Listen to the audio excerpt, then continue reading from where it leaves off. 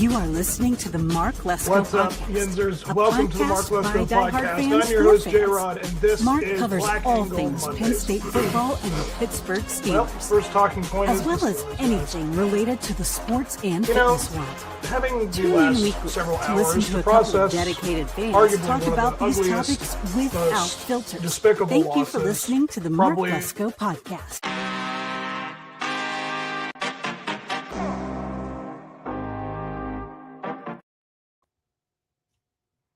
What's up, Yinzers? Welcome to the Mark Lesko Podcast. I'm your host, J-Rod, and this is Black and Gold Mondays. Sorry, guys. It is Black and Gold Mondays, a new thing I'm doing. I'm lumping everybody together. Steelers, Penguins, and Pirates in that order because that's the time of year. They're the most relevant team, and the one that is not in season is the last one I speak of. But yeah, unfortunately, I have to talk about this one again. I don't know if I can come up with any more laments for what had transpired. And it's been a couple of nights, or a couple hours since we had to process what had occurred. And yes, it just still feels scripted. It feels, despicable. I mean, there's just no other words to bring up with this game. This season has been your typical Mike Tomlin-led Steelers season. There have been some highs, there have been lows, there have been consistencies, and there's been not. These players that constantly come out and they speak highly of Mike Tomlin and they speak highly of the Steelers. I mean, I'd just like to know how much money they're also getting paid to say all those things. I know they have contracts. I know that they have it set, but there's got to be something more they're getting because there's no way that I would voluntarily say this guy is doing his job, to the cameras. I understand you never want to bash your team. I know you don't want to bash the organization. You can't make more of a story out of something so that the writers can make up whatever they want. But this team is unique. It is probably the most spoken about team that, pretty much brings a lot of it on themselves. I mean, it's not like these guys are making things up. They're witnessing what they're giving them, and they write about it, and they talk about it. We as fans just can only be despondent and just so out of sorts about how this organization loves to mess with our emotions, just make us feel like we are watching just a bunch of inconsistent dudes that know that they got our money, from going to the games, and that's enough for them. I mean, as soon as they got our money, they just have stopped putting any effort into building anything positive. The whole organization just feels like it is a scam.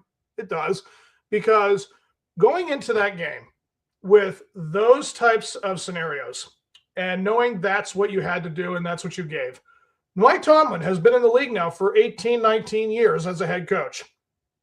So how do you not know the circumstances? How do you not know this is what you have to prepare? How? Nothing about that game has any type of implication that you're caring about the right things.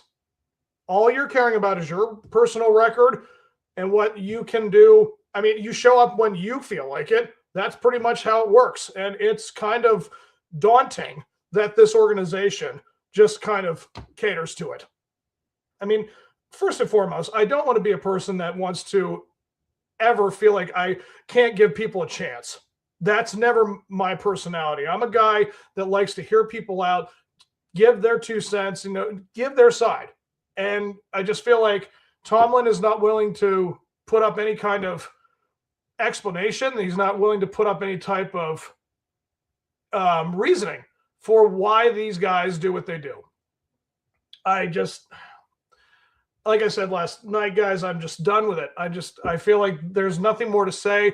All these guys in this organization that have been around this guy for as long as they have, I'm amazed that this dude has the right to feel like he is accomplishing anything beyond his own personal achievements. This is really what it's all about, guys. The Steelers organization has just kind of catered to this guy enough to get him 9 wins, 8 wins a season, which is never a losing record, which is going to be going into the Hall of Fame and having the records that he's going to go with. It's not that the guy has not made big moments, but it's when he wants to do it. It's when they want to do it as an organization. Never to satisfy the fans, never to try to build on the accolades that you already have, but only the own personal agenda and their own personal goals. Yeah, this right here is just a prime example of how you should not handle an NFL organization or a team. And as far as the players go, this whole game is, of course, talking about the DK Metcalf subtraction and the lack thereof of his talent. Yeah, I know that it was garbage that he could not even put one thought into his head to walk over to that guy and not engage. I understand that is just amazing to a lot of people, that it's like, how can you even think to even, like, I think I heard someone even say that there was some distance from where he was to start to where that fan was. So it's like he actually had time to stop himself, but never did. And with that being said, I mean, I'm seeing both sides of this, where it's like, yes, it is DK's fault for running his mouth on this guy who he's had implications with in the past. But at the same time, the fact that there was no security, there was no one stopping him. I mean, if you do not see a guy like DK, who is one of the more important players, walking away or like going in the direction of the crowd, how would you not kind of in your head be like, is someone going to do anything about this? I mean, listen, DK is a pretty big dude. I don't know what you want to do to try to stop him, but the whole scenario is just very baffling to me, because, again, I know they say, like, guys have had implications with fans before. They've had altercations, but it just never has been captured like this, because no one was ever, in that moment to be caught. I guess I'll say it like that. I don't want to say anything negative, but it's like that's what it was. They had so many things go wrong. But again, this is what it comes down to. You bring in players like this that could have the potential to make these a situation. And now we're without them, and it hurts immensely. Again, I mentioned Omar Khan not taking the responsibility of replacing him and putting someone out there for the games.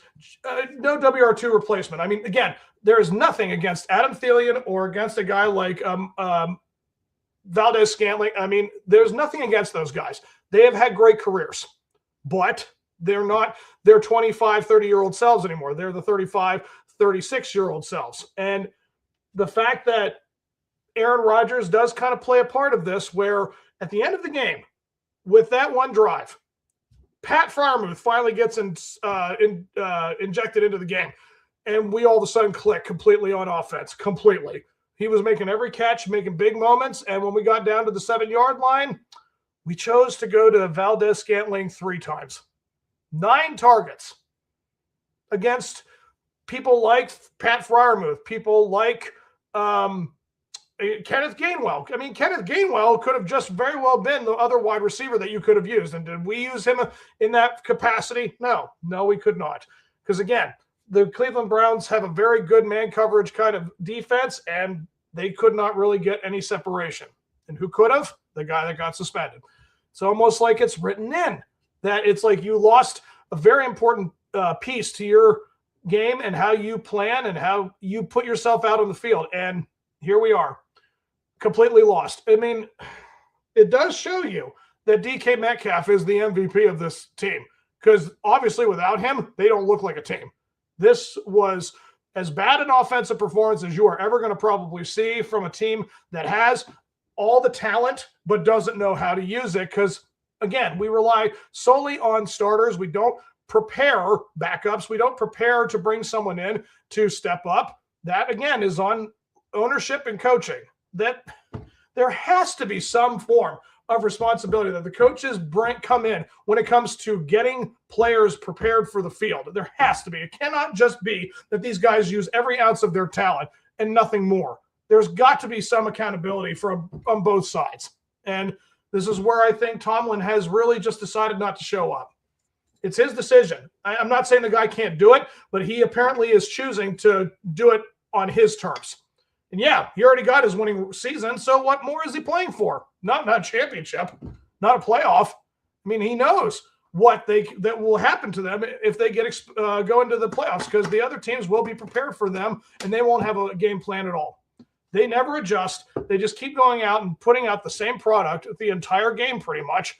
And only when they're completely close to ending it is when the other team decides to back off, and that's when the Tomlin decides, well, I guess we can do it now because they're not putting as much pressure. Well, no duh. There's only so much time in the game left. So I guess what we're all trying to understand is, knowing this is a primetime game now, and this is the last game of the season, you guys just try your darndest to appreciate what certain talents have come in, what they have done, but it all doesn't mean anything if you cannot find a way to utilize it the way it's supposed to be used. You don't bring players in like DK Metcalf. You don't bring in players like Jalen Ramsey and not say that you're trying to at least get to the playoffs. And here we are. We are now in this situation again. It is like deja vu from last year. The almost same exact situation with the same exact team. I've never in my life thought that I would have to revisit some horror show that is this Ravens-Steelers rivalry. Because again, at one point we had 6 straight victories against Baltimore. And ever since that one loss, I think are 3-4 or something like that against them ever since. And it has been ugly, hasn't even been close. It's like we have absolutely no feeling of this whole situation. But we still have a game to play this Sunday, guys, and I will be on for this game talking about it on my pre-show for Steelers Central, which will be on Sunday. Hopefully they prove us wrong, show up, because again, after what we just endured, we deserve something better. But I listen, I know the Mike Tomlin fire Tomlin chants are going to be coming with this game pretty much by the beginning of the game. I wouldn't be shocked if I was to hear it just echoing, even at the start. So could this happen? I mean, listen, we have the players. We do. And I'll go into more detail on Sunday. But we do have the players to stay with the Ravens. We do. But it's going to be their choice whether they want to show up or not. It's up to them, guys. We, as fans, can only root for this team and try to hope for the best. But this is the situation they put themselves in. I just would really like to hope that they prove us wrong, guys. So I will move on, and I will talk about the Pittsburgh Penguins. Hey, what about that? Last night, the Penguins had 7 goals last night against the Blackhawks. Won 7-3. The Penguins had more points than the Steelers. I would love to really let that sink in, where a hockey team outscored a football team score. That says a lot, again, about that situation. But knowing Brazil had himself, again, I don't want to butcher these names, but I think I did. I want to try my darndest to pronounce these guys' names correctly. Having a hat trick. Awesome. Doing that in Chicago. Didn't do it in Pittsburgh. Seems like every great moment that happens for a Pittsburgh team is on another team's playing field. It's never in Pittsburgh. I think, if I'm right about this, the Penguins have won their Stanley Cup in Detroit. They won in San Jose, and they won in Nashville. I don't think they won a single Stanley Cup in Pittsburgh. I don't know if they even did that in 91 or 92. I don't know the exact location, but it is insane how this team enjoys doing that elsewhere. They never want to actually do it on our turf. It's crazy that the Penguins are notorious for winning outside of Pittsburgh. They have sometimes a good home record in the regular season, but again, we just never seem to sync it up where we will win the Stanley Cup at home. That is incredible to know that we can do that. In the Super Bowl, we rarely will ever do that. We won't be the home representative on our field. It rarely happens that you are representing the Super Bowl team, especially that's Pittsburgh, because, the cold weather in February would never subside for, all the other people that come into the Super Bowl. They wouldn't want to put up with it. But no, the Penguins, guys, they are currently 16, 12, and I want to say 8 or 9, 16, 12, and 9 or something like that. Those overtime losses, guys, it's incredible. I know that they have some injuries right now. I know that Malkin is still out. They are closing in on, I know they just made a deal for the forward for Columbus. This just broke about, I want to say half an hour ago. Yeah, so it was, they get their forward. Again, I think it was a Swedish or Russian guy. I never want to try to say their names. That would just be so bad. I don't want to mess that up. So I respectfully will say we got a forward from Columbus. They got Hanian, I think that's who the guy was, and they got a second and third round pick for 26 or 27 and 28 draft. So I think that it's a good thing, but you guys have got to also focus on the defense too. There's a reason why we have lost a lot of games, because we keep letting up the goals. We just collapse completely in the third period, late second period, and this is where we're at right now. We're, I think, next to last. We're like third place, like at the bottom of our standings in the Metropolitan Division, guys. The Penguins have seen some good, seen some bad, all over the place. It's just right in the middle. Now it's kind of in the bottom. I know that having this team that averages about 30, 32 years of age, I mean, it's an older team. They have done a lot of great things these past couple of weeks, but they still have not gotten back into what we saw at the beginning of the season. Now, you can't really base it off of, what you saw in the first 20-25 games, because it's an 82-game season. The Penguins, their issue is, again, that their goaltending is just so inconsistent. One night you'll see something great from Silvos and Marashov and, who did we just get? Skinner. Like, it's just like one night they'll do great and the other time not. It's just the up and down inconsistencies. The whole city of Pittsburgh just has inconsistency problems, especially with the Penguins. They know that they have players.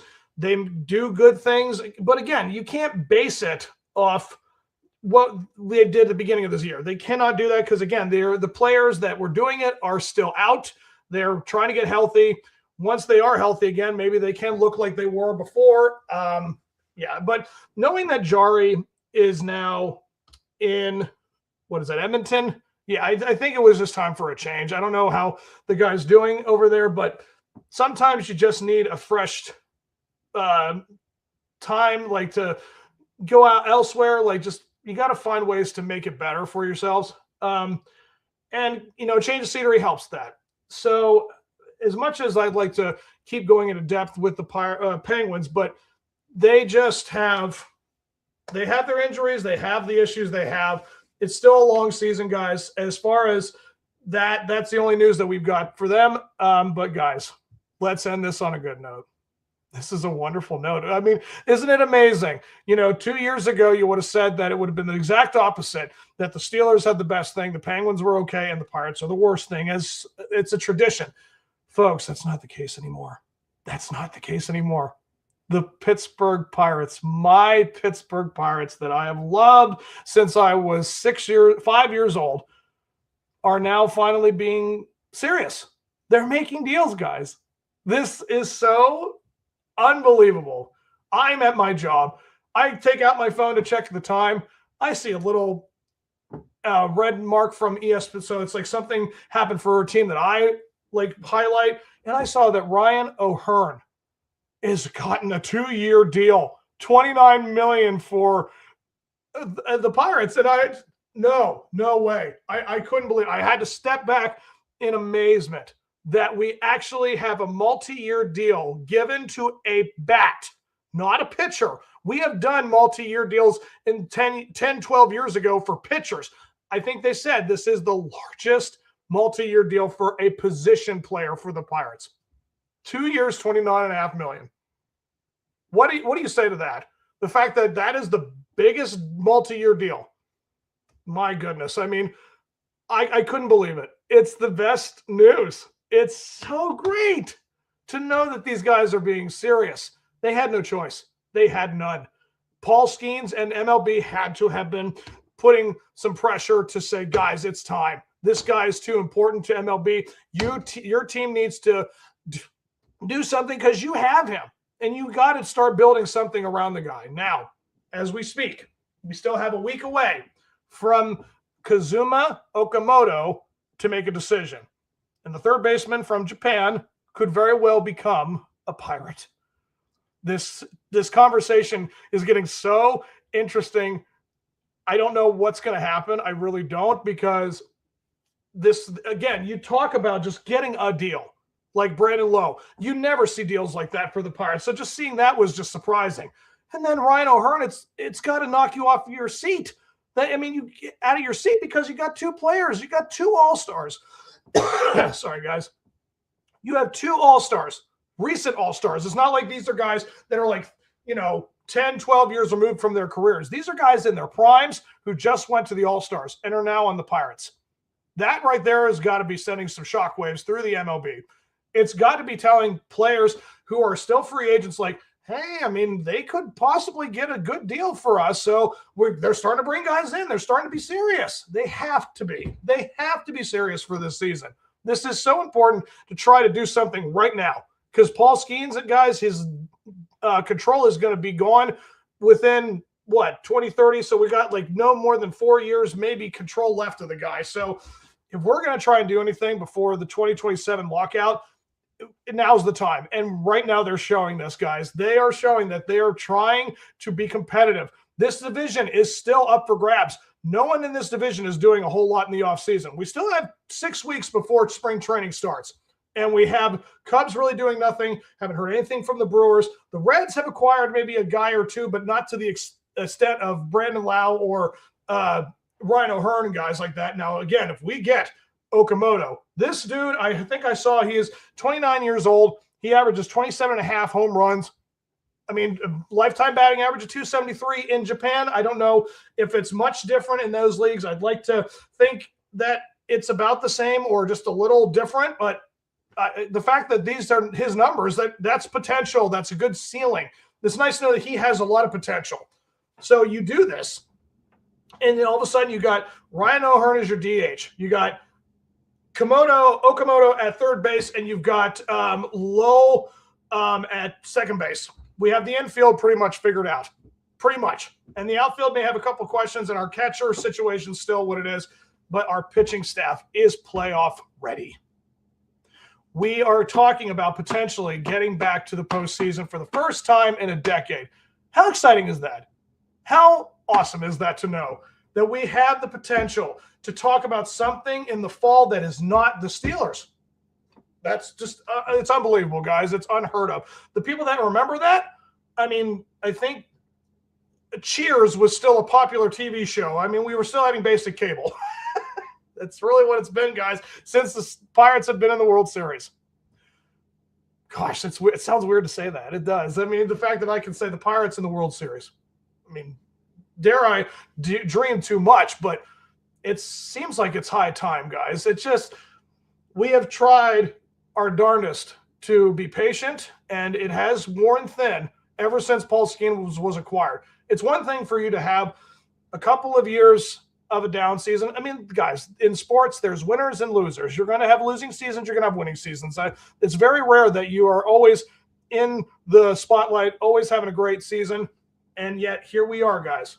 Finally, after all these years of guys like McCutchen that have never had a chance to get to the World Series, guys like Paul Skeens who deserve to go to the World Series, who's going to headline the World Series in the near future, here we are. We are absolutely on the precipice of being in contention and being a playoff team. If Okamoto comes to Pittsburgh, it's a done deal.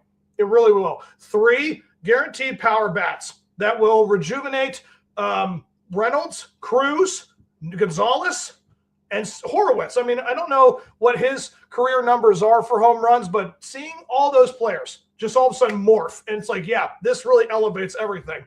And then you have that pitching rotation. This would be a playoff team.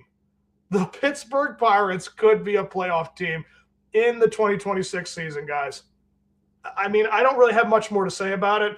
I just know that it's awesome that it could potentially be a thing.